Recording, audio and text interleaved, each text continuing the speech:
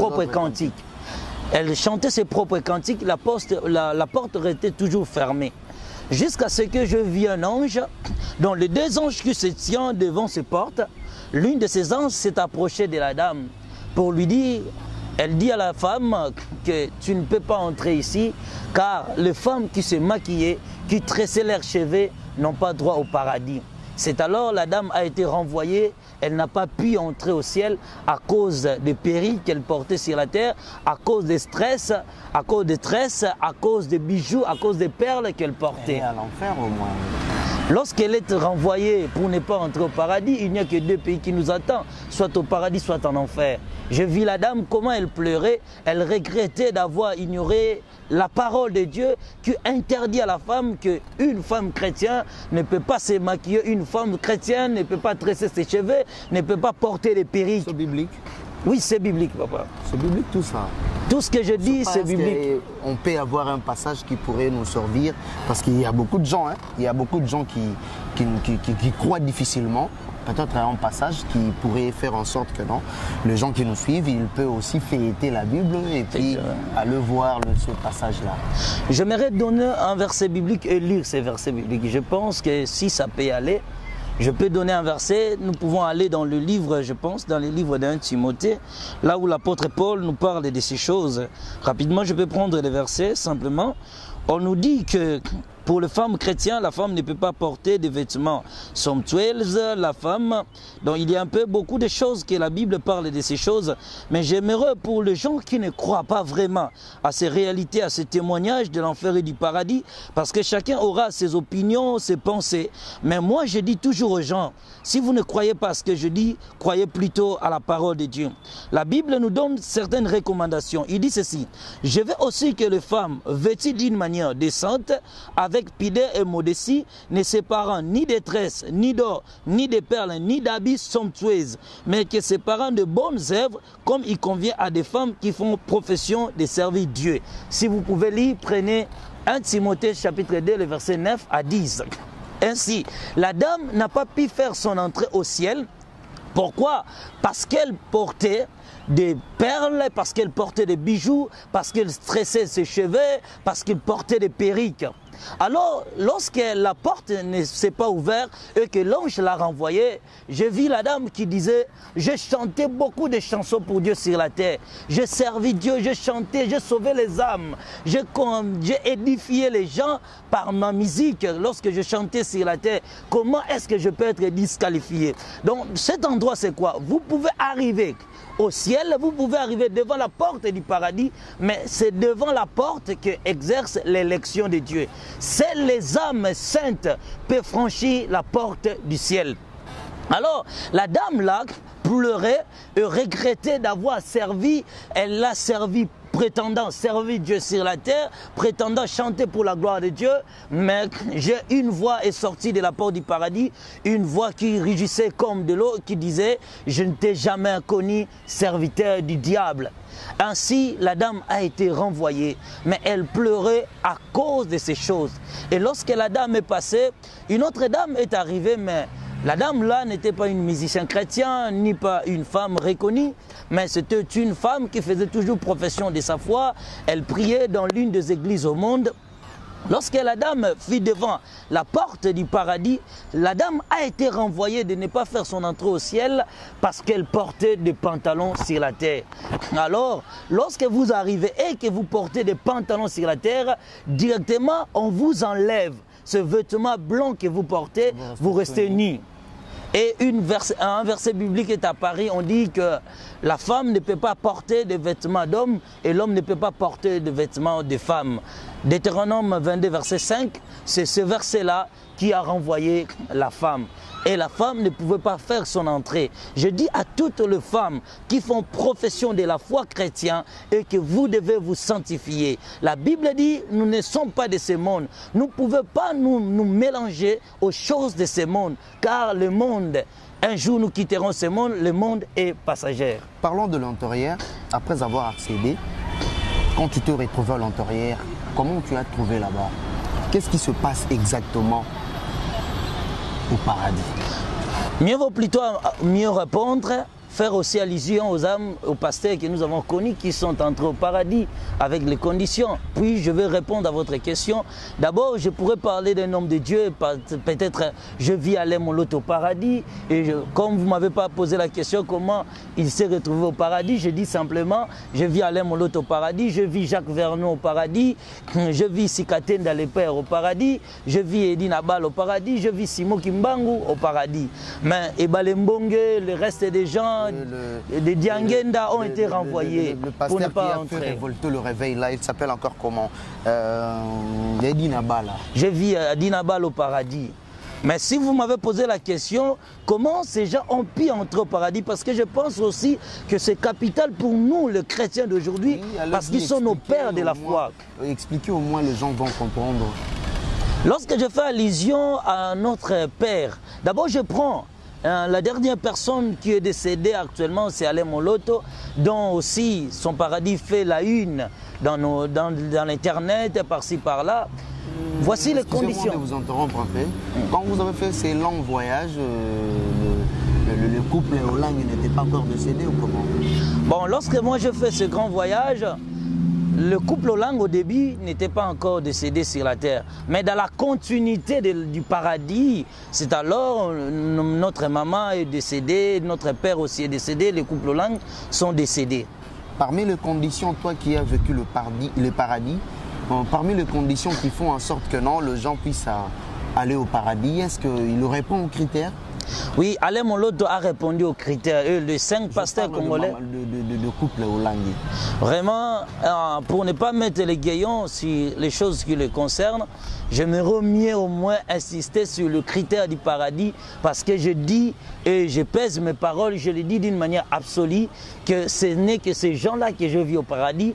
Et chaque fois que je fais la continuité de ces grandes révélations du paradis, ce n'est que ces Congolais-là que moi je vis au paradis. Bon, vous pouvez continuer à expliquer là où tu étais, comment Alain Moloto a accédé au paradis, et ça va peut-être nous aider aussi. Lorsque Alain Moloto fut devant la porte, il a chanté une cantique, un cantique qu'il chantait lorsqu'il était encore sur la terre. Moto, quitte sa moto, yaya. Il chantait ce cantique-là. Et pendant qu'il chantait ce cantique, la porte était ouverte. Mais il portait une robe blanche teinte de rouge. Et je dis, Seigneur, pourquoi ces vêtements sont teintes de rouge? Il me dit, parce qu'il s'est sacrifié pour la vérité. Alors une voix s'est fait sortir de la porte du paradis. Cette voix-là, c'est comme le rugissement de grands eaux. Et la voix disait à Alain Moloto, as-tu prêché la parole de Dieu dans la vérité? Alain Moloto a dit, j'ai fait mon travail. Deuxième question, est-ce que tu payes ta dîme correctement? Il dit, tu le sais, Seigneur.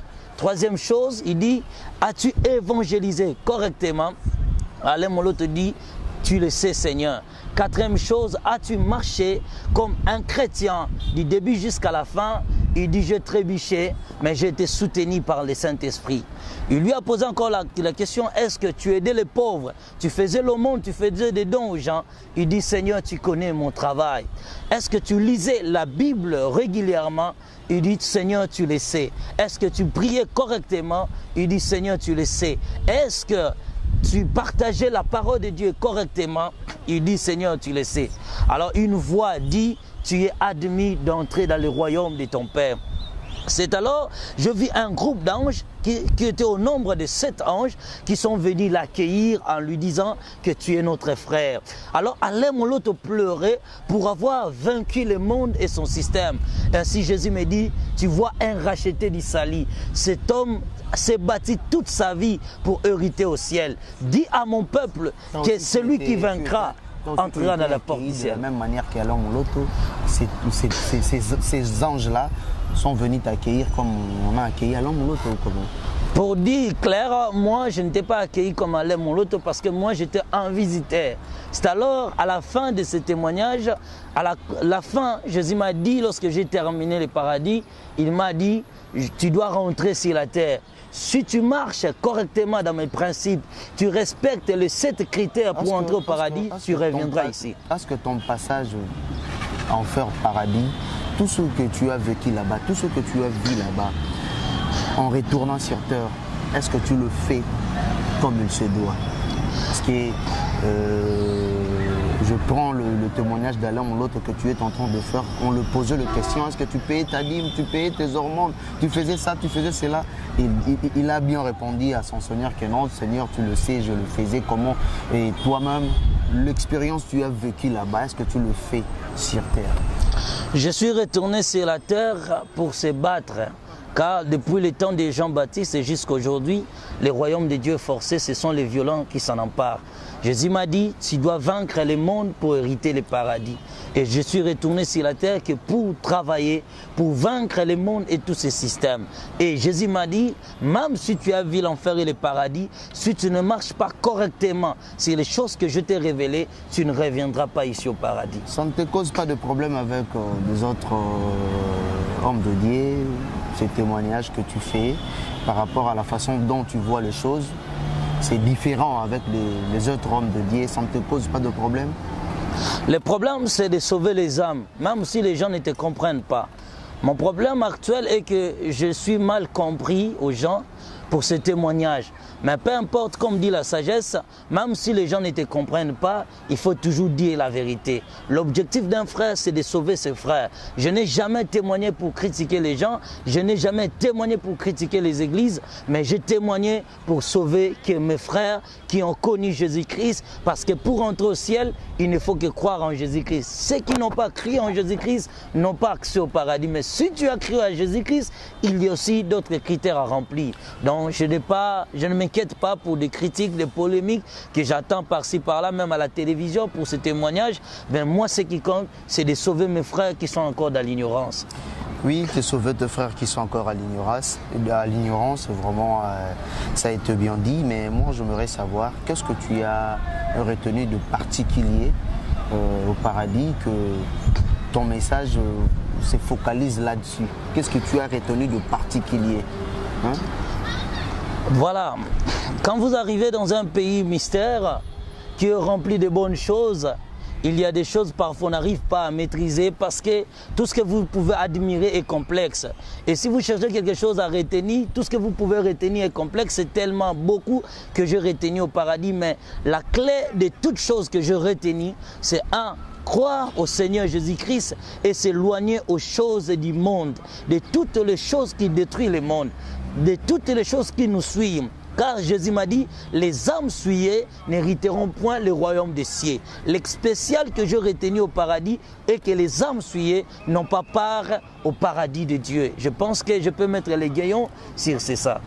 Merci beaucoup à tous les internautes qui nous ont suivis. Merci beaucoup à tous les gens qui nous écrivent, à tous les gens qui demandent vraiment à comprendre ce témoignage. Il est là le prophète Aston Baya. Prophète, je ne sais pas s'il y a quelque chose à rajouter, mais moi, je crois que non, on a parlé peut-être de choses qui étaient vraiment un peu floues pour éclaircir l'opinion. Je ne sais pas s'il y a quelque chose à rajouter.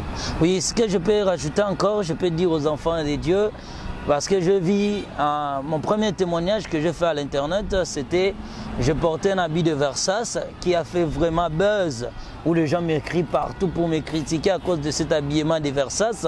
J'ai dit aux gens, comme ils m'appellent souvent, je l'ai dit, quand je parlais de ces choses, au début, je n'ai pas vu les habillements, ceux qui portaient les griffes au paradis. C'est alors que Jésus-Christ m'a ramené encore à l'enfer, je vis ceux qui apportaient des vêtements qui avaient des griffes n'ont pas hérité les ciels.